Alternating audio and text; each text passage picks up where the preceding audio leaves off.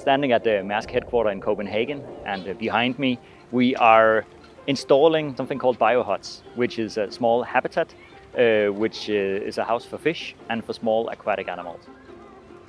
These biohuts, they are meant to provide essential functions of nursery for fish, because they work as refuge, providing both the food resource and the shelter against predators. You have a cage that is filled in with oyster shell. That is a natural material with a high complexity, and there you have a lot of invertebrates, crustaceans, etc. that will colonize and settle in there.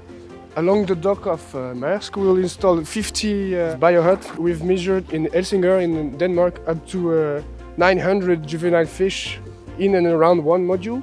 We don't make better than nature, but we help this human infrastructure to have a role for biodiversity. We thought it would make sense to showcase how we can improve biodiversity.